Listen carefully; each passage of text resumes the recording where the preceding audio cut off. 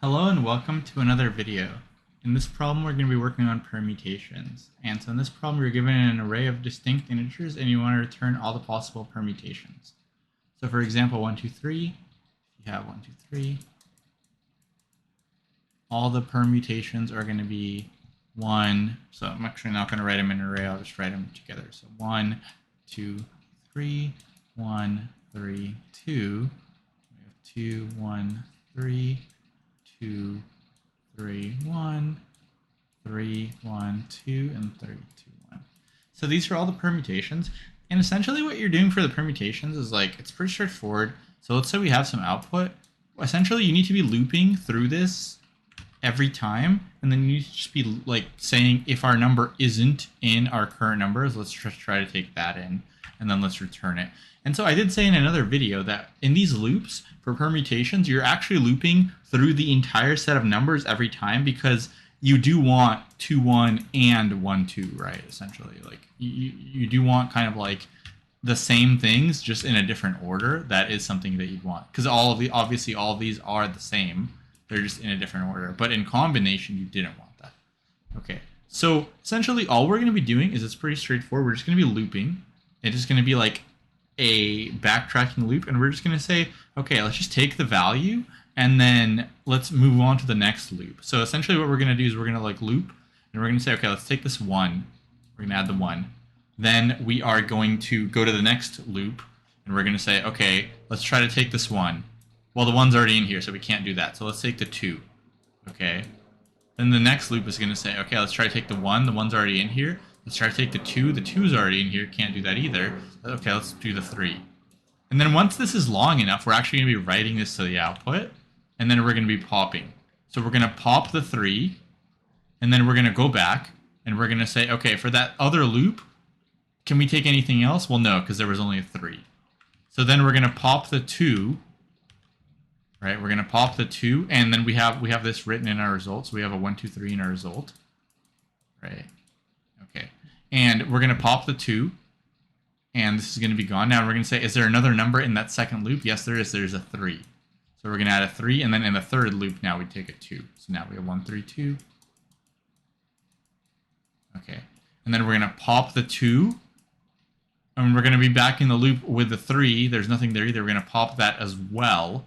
And now we've done all our combinations with a 1. So we're going to pop the 1 as well. So actually this whole thing is going to be deleted now. And we're on the second part of the first loop. So essentially for this 1, 2, 3, now we are on the 2 as part of the first loop. So we're going to take the 2, then we're going to go into the second loop, and we're going to take the 1 because it's available. And then for the third loop, we're going to try to take the 1, we're going to try to take the 2, but neither of those are available, and now we're going to take the 3. So then we're going to take the 3, and then we are going to write that into our result. Now we're going to pop the 3 and go back into our other loop, and we're going to say, is there anything after this 3? No, there isn't, right? So then we need to pop the 1, and then we need to, so we pop the 3, pop the 1. Now the only thing that's written is the 2. And now when we pop the 1, in that loop, we're going to say, is there anything after the 1? Yes, there is. There's a 3. So we're going to add a 3. Then we're going to recurse 1 more level deep, and we're going to take the 1 this time. So now we're going to have 2, 3, 1.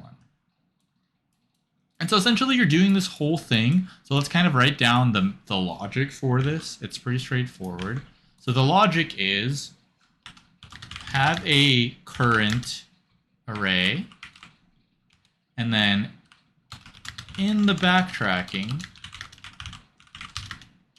loop from 1 to n, and try to push a number into the cur only if it's not in there already. And then, if successful, recurse down, right? And we keep recursing down and we keep recursing down until, so keep recursing until the length of the current array equals the length of the numbers, right? So once you have a full permutation, then you're going to want to write that in. Then write that in to the numbers. Okay, now we did that. And now essentially for the second part of the backtrack, we're going to push the number in, then we're going to pop from the array. So for pop from the current array and move on in the loop. So that's essentially what the backtrack is. It's do something, call backtrack, and then reverse it. And then once we do that, we're going to move on loop, and we're just going to, so it's going to be like a nested loop essentially, you know. So like for this case, it'll be, you know, a nested loop of 6 ends essentially. And so that's what we're going to be doing. So let's look at the code, and then we'll do a little bit more explaining if needed. It's pretty straightforward. The only difference between permutations and combinations, like I said, is in combinations you're looping, and you don't want to loop in the same index, but for permutations you have to loop through the entire array every single time. So let's take a look at the code. So we're going to have result, and we are going to have occur, and then we're going to define a backtrack. It's not going to take anything in. So what's our base case? Our base case is if the length of the cur equals the length of nums. That means we have a full permutation in our cur array. Then we're going to need to write this out into the result. So we want to do res.append cur.copy. And the reason you want to do a copy is because we're going to modify this cur, right? So if we don't do a copy, like if you post, if you have a result and you put 1, 2, 3 in, right? You have an array 1, 2, 3, and then all of a sudden you delete the 3. Well, actually this 1, 2, 3 in here, the 3 is going to get deleted. So you want to put in a copy because that will create a deep copy. Okay, so let's actually fix these tabs. Okay. And then if that's the case, we can return.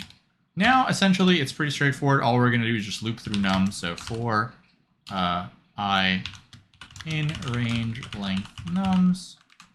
And then we're just going to need to check if that's in the current already. So if So actually, I don't think we need the length. I think we just need the number, I believe, would work. I don't think we care about the length. So we can say for num in nums, it's gonna be better. So if num not in cur, and it's not super efficient, but our max number is 6 here. So even though we do have to check through this whole thing, it's only 6 times. That's not so bad. So if number's not in cur, let's just append it to the cur. Num. Call backtrack, and finally reverse what we did. So cur.pop. And believe it or not, that's it there for the backtrack. Now we simply have to call it, and we have to return the result.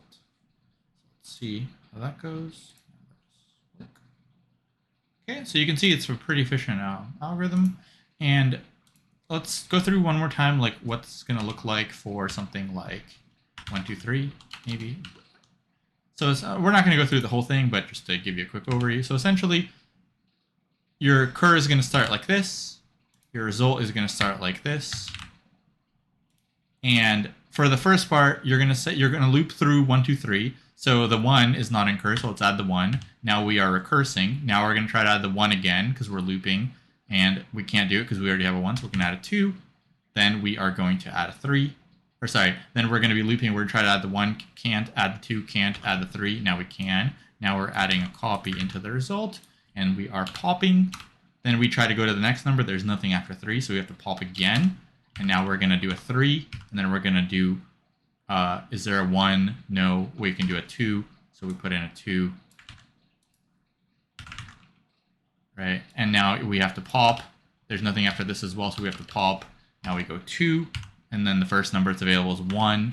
Okay, 1 and 2 are both taken, so we have to do 3. So we do 2, 1, 3. And then we pop. And then we have to replace this with a 3, right? So 2, 3, then we can add a 1. We do this. And then finally we have a little bit left. So now there's nothing after the 1 because everything's taken. So we pop the 1, we pop the 3, we put in a 3 first. Then what's the first thing that can come after the 3? Well, the 1's available, so we'll add a 1. Then we'll add a 2. So that's going to be that. Then we pop the 2. There's nothing after the 2 is available. The 3 is already taken, so we have to change this 1 to a 2. And then the 1's available, so 3, 2, 1. Okay, and that's going to be our output. And just to show you, once again, like I did in the last problem, what happens if you get rid of this copy. If you actually do it. Oh, sorry. We need the cur, but we don't want the copy.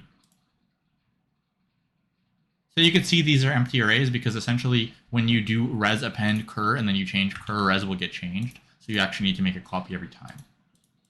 Now let's think of the time and space complexity for this. So the total number of permutations you can have is actually n factorial, and we can check that for like this. So this is 3 factorial, which is 6, and we do have 6. And then if we had another number, then there would be like another number and all these in front, right? So it'd be like 1, and then 6 things after it, and then 2 and 6 things after it, so that'd be 24, and so on. So time is actually n factorial, but we also have to keep in mind that we actually have to build up our array, right? There are these permutations, but we actually have to build up this array. And so to build this array also takes, n time, right? So there are n combinations, but it also takes n time to build up the array. And then technically it also does take, like, you can argue might actually be n squared because we are actually doing this as well. But realistically, to build up the array, we're not really taking n time. It's going to be less than that. And also when we check if something is not in it, it's not always going to be worst case. So for example, if we have numbers like 1, 2, let's say we have like 1, 2, 3, 4 or something, right? To change 1, 2, 3, 4 into 1, 2, 4, 3, for example, doesn't actually take n time. It only takes n over 2 time and so on. So realistically, and also you can argue this is constant time because n is only 6 here. So if n is 6, we can probably get rid of this and we can just call it n factorial. You could also argue it's constant time because n is only 6 here. That's the max value. But whatever you want is totally fine. Okay, and then for the space, so there are n. So not counting the result, if you're not counting the result, we're using this cur. And so in this cur, there are n numbers, right, for each one. And n is only 6, so you can argue it's constant time. You can argue it's n, whatever you want. So something like, n squared, n factorial, n factorial. There's a bunch of things here. So I think the time and space for these kinds of problems is kind of not the best. But I would just talk about it in an interview, and I think that would be good enough. And yeah, I think that's going to be it for this problem, actually. I think I wanted to show, I think I went over everything I wanted to. So yeah, so please like the video and subscribe to the channel if you did like this one. And I'll see you in the next one. Thanks for watching.